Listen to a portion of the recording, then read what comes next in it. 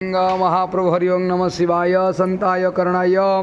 त्रयहेतवे निवेदयामि दत्वानं गति परमेश्वर धवलालिंग महाप्रभु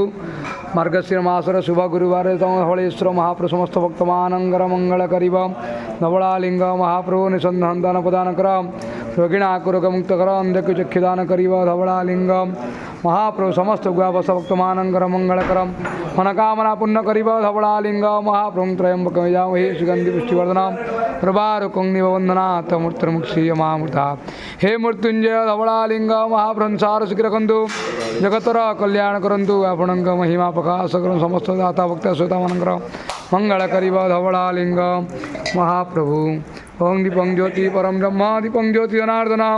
दीपहरा तुम्हें पापं पूजा दीपं नमस्ते शुभतु करतु कल्याणं आरोग्यं सुख संपदा शत्रुबुद्धि विनाशं च शुभम दीप नमस्ते धवलेश्वरं कबाना विख्यात आनंद कवार हरि बोल।